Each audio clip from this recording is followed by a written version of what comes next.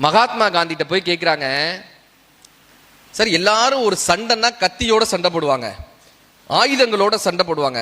நீங்க கத்தியின்றி ரத்தமின்றி அகிம்சை வழியில சண்டை போடணும்னு நினைச்சீங்களே, இதுக்கு உங்களுக்கு காரணமா இருந்தது யாருன்னு கேட்டாங்க மகாத்மா காந்திட்ட. அவர் என்ன தெரியுமா சொன்னாரு, மேலை நாட்டில் லியோ டால்ஸ்டாய்னு ஒருத்தர் இருந்தாருங்க. இந்த லியோ டால்ஸ்டாய் எழுதின போரும் அமைதியும் என்கிற புத்தகத்தை படித்த பிறகுதான் எனக்கு ஒரு அகிம்சை முறையில் போராடணும்ன்ற எண்ணம் எனக்கு வந்தது. போரும் அமைதியும்ன்ற புக்கு தான் எனக்கு இன்ஸ்பிரேஷனா இருந்துச்சு. இந்த லியோ டால்ஸ்டாய் கல்கத்தாக்கு வராரு. அப்ப மகாத்மா காந்தி அவரை சந்திக்கிறதுக்காக போறாரு. பத்திரிகையாளர்கள் கேட்கிறாங்க, இவருக்கு நீங்க இன்ஸ்பிரேஷன் சொன்னாரு, உங்களுடைய புத்தகம் தான் இவருடைய இன்ஸ்பிரேஷன். லியோ டால்ஸ்டாய் அவர்களே, நீங்கள் போரும் அமைதியும் எழுதுவதற்கு உங்களுக்கு யார் தூண்டுகோலாக இருந்தாங்க?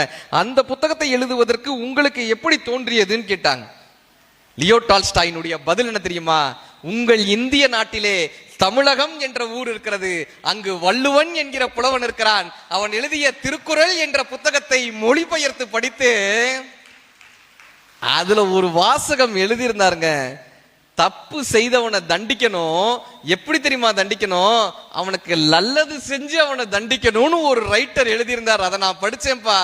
இன்னா செய்தாரை ஒருத்தல் அவர் நாண நன்னயம் செய்துவிடல் என்று உலகத்திற்கே இப்படி மன்னிப்பை கொடுத்து தண்டிக்க வேண்டும் என்று கற்றுக் கொடுத்தவர்கள் நமது தமிழர்களாக இருந்திருக்கிறார்கள்.